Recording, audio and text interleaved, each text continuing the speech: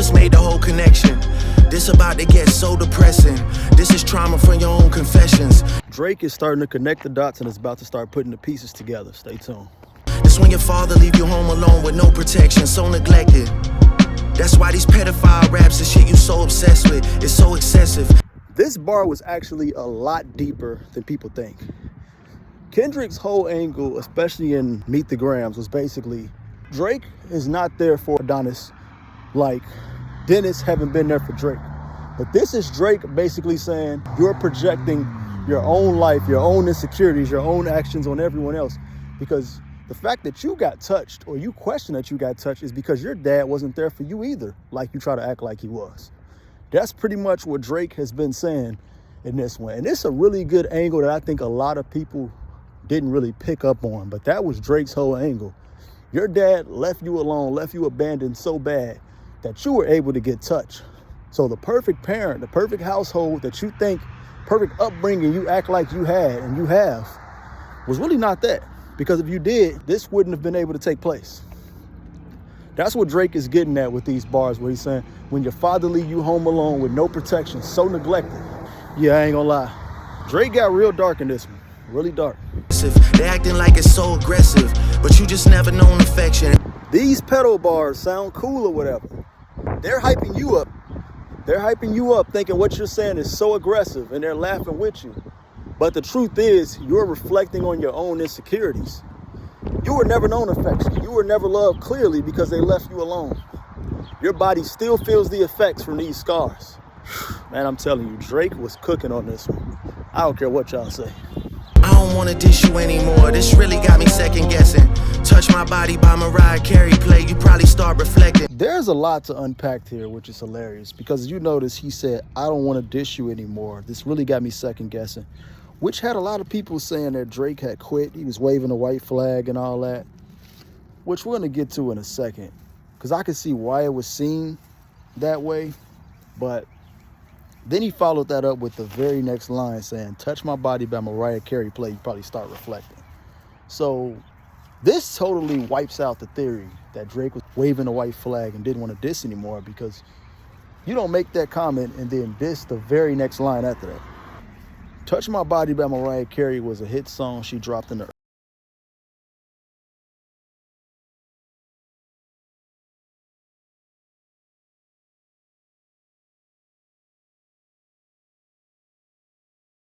Kendrick Lamar basically having trauma when you hear that song, because he's reflecting on when he was touched as a kid, allegedly. This was very dark. Drake got very dark on this one. Wow, they really dug deep, from Drake making fun of Kendrick allegedly being molested to Kendrick saying that he hoped Drake DIE and he's a pedo. It got pretty dark in this one. It was a lot that went on, like the tailor-made freestyle. I feel like sensitivity and bias pretty much ruined this beef, but they got at it. I never been with no one underage, but now I understand why that's the angle that you really mess with. Just for clarity, I feel disgusted. I'm too respected. See, this is where a lot of people said that Drake came off as defensive, which I could see the angle. I can definitely see why people would feel like that, but I also feel like it was basically a damned if you do, damned if you don't. I feel like if he didn't address these things, then people would have said, oh, it got to be true. He didn't say nothing about it. But then if he does, he's on the defensive side. I feel like regardless, it was a lose-lose for Drake, especially after Not Like Us. Then he says, I see exactly why you like this angle. Going back to, you know, the allegations and all that with Kendrick Lamar. Then he's saying, just for clarity, I'm very disgusted. I'm disgusted by your actions that we've been having this conversation. If I was fucking young girls, I promise I'd have been arrested. I'm way too famous for the shit you just suggested, but that's not the lesson. Clearly there's a deeper message. This line, like others, caused Drake some controversy, and I can see why, because you look at the history of the guys who have been accused of these actions and are finally getting arrested. People would look at it like, nah, that's not the angle you want to go, because you look at R. Kelly and all these other guys. But Drake saved himself here when he said, but clearly there's a deeper message.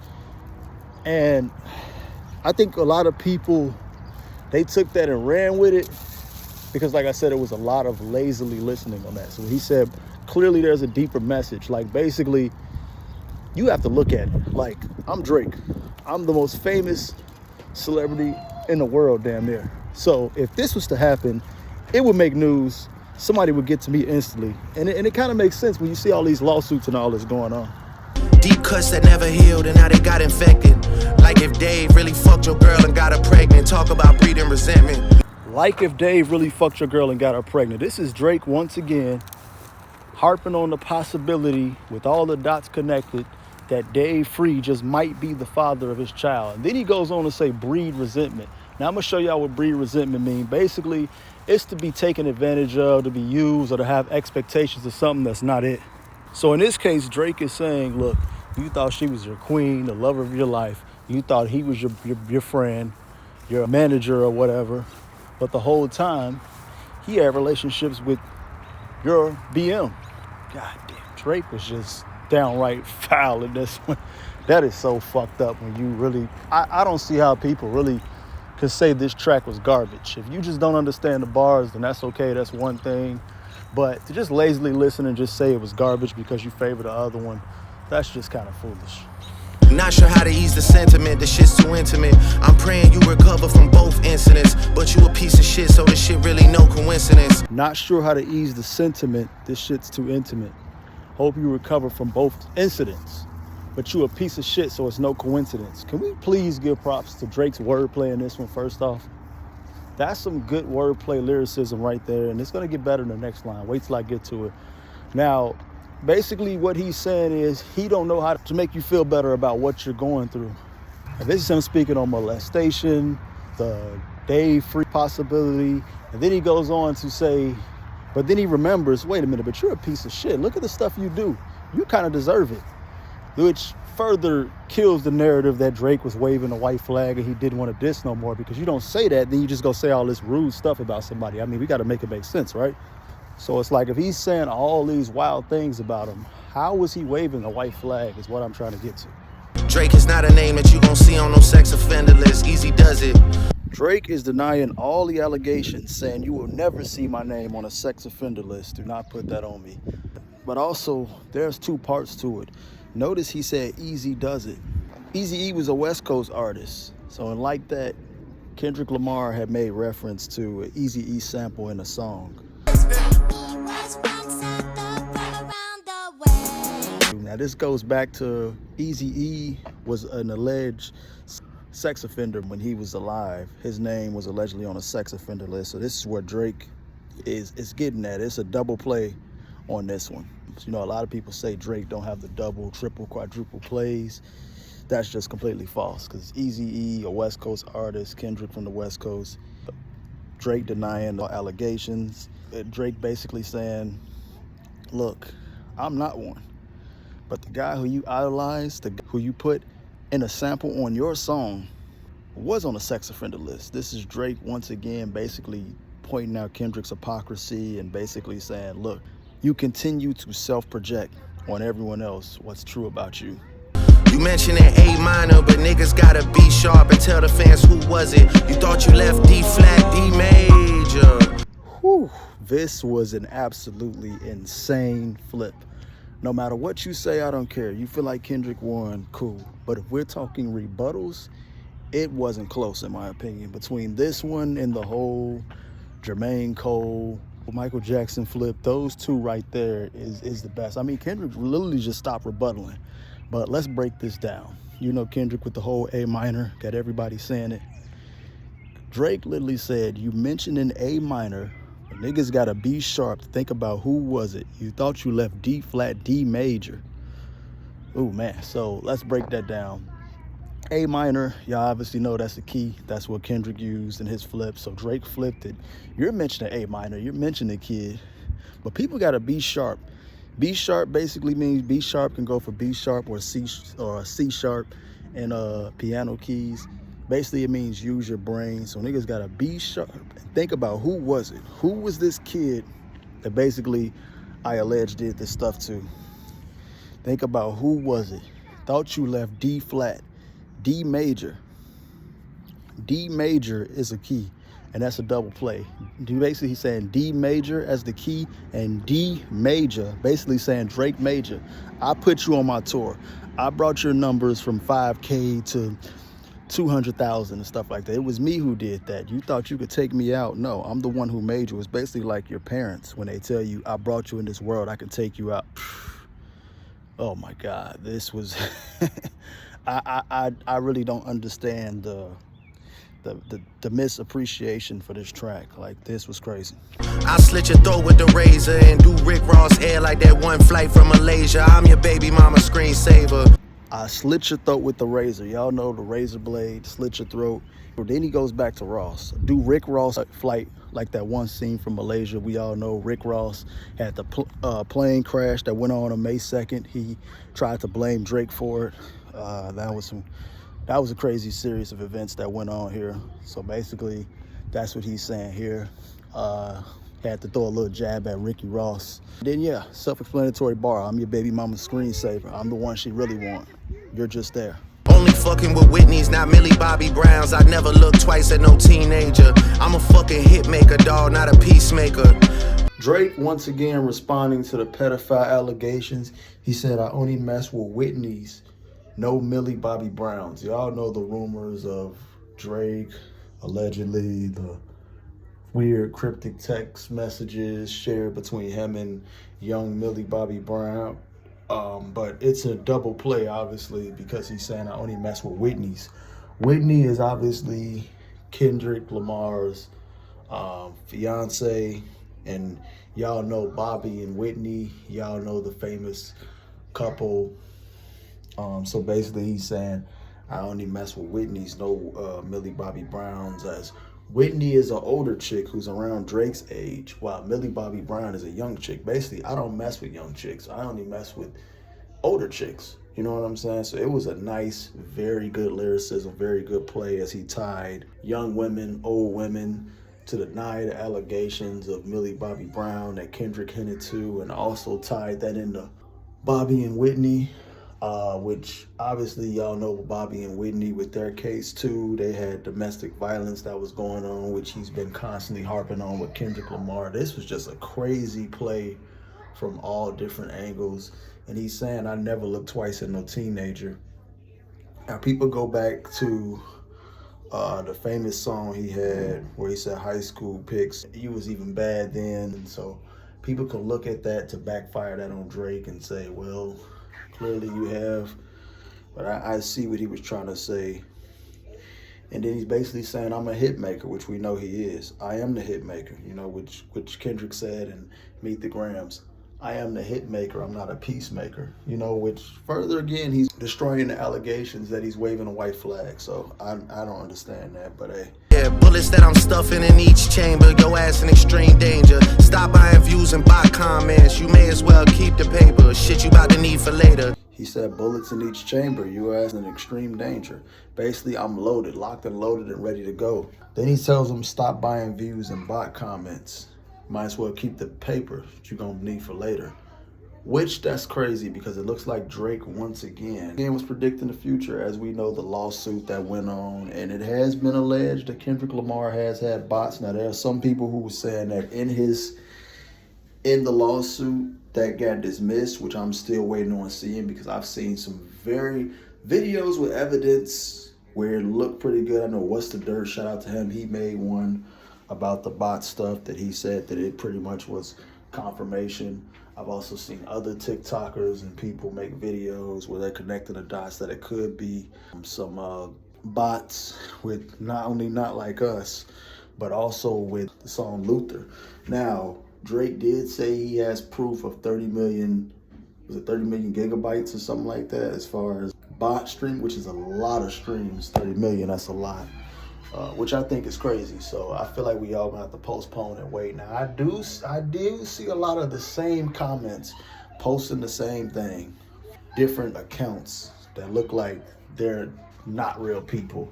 So I wouldn't be shocked if it is true, but I'm not ready to label the W or L yet until we, finally get to the bottom of it. With Russ and all these people, we're gonna see who's really gonna put these allegations and really put some clarity to it so we can know what is what. I know Joe Budden, also one who said, yes, Kendrick Lamar used bots. Not only do I not care that he used bots, but I knew he did. Okay. Cool. What else is there to y'all didn't know that Kendrick used bots? No, and I didn't care. That this You know, Joe Budden stands with the whole beef, who he like, who he doesn't. So, you know, we all just have to wait and see. I give a fuck about your streaming data. You could drop 100 more records, I'll see you later. Yeah, maybe when you meet your maker. Now, in this line, I don't know about this one, aging well for Drake, is he's basically saying, I could give an F about streaming data, which, you know, in push-ups, he did say, numbers-wise, I'm out of here, not catching up. So this one, I can't really give Drake a W on this one. Now, you know, like I said, we postpone until we see about the end of the bot and stuff. Then, okay, that could give him a little bit of leeway. But for right now, I can say that this bar is one that didn't quite age well. And then you have maybe when you meet Jamaica, basically meet your maker. It's basically another way is it's on to death. Maybe when it's death, maybe when we both gone, we can let it go. But until then, nah. So that's pretty much what Drake is saying. And I guess there's another way where I can see why people would say wave the white flag, should I say, because he said you can drop 100 more records, I'll see you later. So that's an angle they're going with where basically Drake is saying, look, I'm not entertaining you. But you know, there's a couple ways you could look at it. I guess you can go for the white flag angle, or maybe you can go with Drake seen the BS that was coming with it and he was just like, it wasn't worth it. So either or, this is one bar where I can see, I guess, where you go with the white flag thing. But overall, I don't agree with it. I don't think that was the case, but I can understand why this particular bar, you can say that. I don't wanna fight with a woman beater, it feeds your nature. If you still bumping R. Kelly, you could thank the saviors. He said, I don't want to fight with a woman beater, it feeds your nature. Basically, all I'm going to do with this aggression is I'm going to piss you off to the point where you're going to go home, you're going to beat on Whitney because you're going to be so upset about me pissing you off. Basically, anger, little man syndrome. No, I'm just joking on that part, but that could be where he's hitting that too. The little man syndrome part. You know, basically just saying you're angry. You just want to fight. You're aggressive. You know, it goes back to what he said. He's spiraling. Said if they deleted his music, then your music is going to a hypocrite. I don't understand why these people praise you. Sounding like you sent him commissary when he needs some paper. This was true. He definitely did. It was something about R. Kelly's music being pulled, but I don't think it was more so Kendrick. I think it was TDE. More so than basically TDE, who was the label, talking about pulling Kendrick's music. But they saying it wasn't just because of R. Kelly. But all in all, this is a nice play on Drake to go with the narrative about Kendrick Lamar's annual hypocrisy. Yeah, we do know that he is very hypocritical. But in this particular bar, I won't hold this against him as much. He said, I don't understand why these people praise you. This is something he said back then on the song, The Motto. I don't know why they been lying, but your shit is not that inspiring. I am the kid with the motor mouth. I am the one you should worry about. I don't know who you're referring to. Who is this nigga you heard about? That's pretty much what Drake is getting at with that one. He's not understanding the praise. Basically he's saying with his hypocrisy and everything wrong with him, he don't see why people is praising Kendrick Lamar. And I can see what he's saying on that one. You know, Kendrick's a great artist, one of the greatest of all time, but there is a lot of things where we like, come on now, no, we're not going to just overlook that. So I can see what Drake getting at with that one. But then he's saying you probably give him commissary.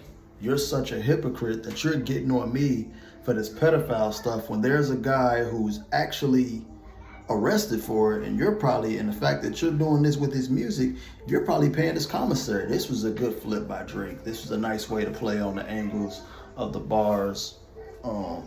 Drake's lyricism was really good. I don't care what nobody say, like I said before. So I see what Drake is doing this one. Y'all know I spoke my overall thoughts on the bar, but this was dope. The album dropping soon. No wonder you turn a clout chaser instead of doing hard labor. Nigga, I see. Profit work by Drake, as Kendrick Lamar did have an album coming out. Y'all know he dropped GNX. Y'all know the album was constantly hinted at. So basically that's what it is. Bro, like besides GNX, every verse that Kendrick Lamar had in 2024 was a Drake diss. So that bar definitely ages well for Drake. basically saying this is what you do. You play clout chaser when it's time to drop an album. As we've seen you before, smoking on top fives. We've seen you with Control. And most notably, we've seen you with the Hard Part 4 where you went at Drake and Big Sean. So this was a W. See You When I See You, like Fantasia. When I See You is a hit song by the legendary singer Phil. The late great Fulio, rest in peace, had even made a remix to it, which wasn't quite the version of hers, but if you know, you know. Nigga, I see you when I see you like Fantasia. And Whitney, you can hit me if you need a favor. And when I say I hit your back, it's a lot safer. Said, Whitney, you can hit me if you need a favor, but if I hit you back, it's a lot safer. This a play, y'all know where he's going on that one. Obviously, he's saying hit his phone. Basically, he's saying, hey, you can call me when the next time when you got those captions that screaming save me and you need some company, you can call me, but don't worry, I won't be like him. I won't put my hands on you like he is. You know, when I say I'm gonna hit you back, it's a lot safer. You don't have to, be fearing for your life and all this. And obviously it's the other play, because her name is Whitney. Obviously it's another jab with the Bobby Whitney domestic violence. Y'all know how that go. Then self-explanatory, he said, and I promise. Basically, I promise that you'll be safe around here. I'm not gonna lie, this shit was some good exercise. Like, it's good to get out, get the pen working. Drake, as he is being known for diss tracks, is basically saying, hey, this is fun. I was able to get the pen working, get the refresh. It's like a basketball player, a hooper, getting to warm up, finally hitting the court after a while. You would be a worthy competitor if I was really a predator and you weren't fucking lying to every blogger and editor, but it is what it is. Drake is pretty much saying he respects Kendrick Lamar as a battler, which is why he took the battle, but basically, at the same time, he's basically saying, I didn't know it was going to come to this. Like, you lying to these bloggers and editors, saying I'm a pedophile, saying I'm this, you know what I'm saying? And, so that's what Drake is saying. Now, one could argue that Drake set this up and tailor-made where he said, talk about him liking young girls. You could argue that point. But me personally, I don't know. I mean, it depends on what angle you look at it from that. So I can see that argument. While I see where Drake is going, I can also see the rebuttal because it's coming. It's all a matter of who and what you believe in the end. You definitely got this shit burnt the fuck out, though. Like, you got 10 more records to drop. And this was true. Apparently, Kendrick Lamar's diss records was already pre-recorded. Now, obviously, you can go back, you can change some, you can add lines, you can add bars. But they said that Kendrick has had these diss records ready for Drake for a while back now. And he was definitely ready. He was for sure more prepared than Drake. Drake even said that you waited for this moment, so he's been ready for it. The one before the last one, we finessed you into telling a story that doesn't even exist. Now, of course, as we stand here, was it May 15th, 2025, we're still awaiting the question, where's this alleged daughter Drake has? So that's where he's getting at as far as telling the story that doesn't even exist. He's talking about Meet the Grams. Now, the track before that was 616 in LA, which in my opinion was Kendrick Lamar's best diss track and was also the most slept on. And then you go and drop the West Coast one and try and cover that up. Clearly the West Coast one is not like us. And I feel like this bar aged perfect. I always say Meet the Grams, Not Like Us was the perfect cover up for Meet the Grams. Flopping with the daughter that doesn't exist and all that. But I feel like it was the perfect song to distract everybody from what I feel like Family Matters, which is the best diss track in the entire beef, in my opinion. I feel like that was the perfect song to distract everybody so we can ask, damn, does Drake have a daughter? And then you hit him over the head with a banger like Not Like Us. So I agree with Drake here. I would like that one. That would be some shit I could dance to if he wasn't tripling down on some whole other bullshit, but clearly he's talking about Not Like Us here. I mean, who doesn't dance to that song?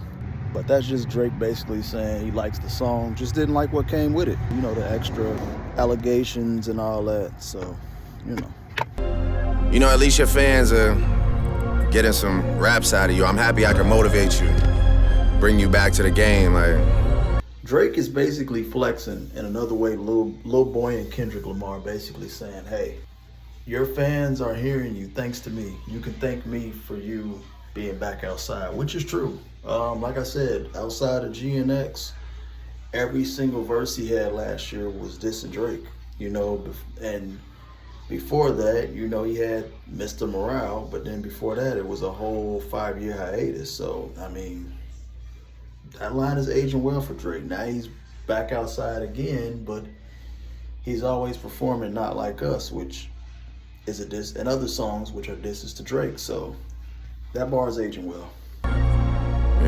But just let me know when we're getting to the facts. Everything in my shit is facts. Drake pretty much addressed everything and just said, you know what, this back and forth is boring. You got it burnt out. This ain't what I expected. Let's talk facts. Let's stop all the BS allegations and let's talk serious facts. Let's see if you want to do it. And I noticed when he did this, TDE instantly said, good battle. The battle was over. I was waiting to see what Kendrick Lamar was going to do, if he was going to respond, if he was going to address anything, but he didn't. So that's never here nor there. That's for you to decide. I'm waiting on you to return the favor, Then Drake doubled down and said, we waiting on you. So he put the pressure on Kendrick Lamar, at least we thought, but that was pretty much the end of the battle. But all in all, Hard Part 6 was a very slept on track, in my opinion, that I feel like people either lazily listened to or just didn't try to understand the bars. And 9 times out of 10, their mind was already made up. Now, I do get it that Not Like Us was that much of a hit and Kendrick was the favorite, but it's like people couldn't even hide the bias. And it's okay if you think Kendrick won, that's perfectly okay with me. But just to dismiss all of Drake's tracks like they were just garbage, that's the problem I had. I feel like Drake's tracks aged very well during this beef. Y'all know my breakdown of Not Like Us. I feel like it's a lot of bars that didn't age quite well. As great as the sound is with that song, we don't even have to mention Meet the Grams. But that's my take. Let me know what y'all think in the comments. We out.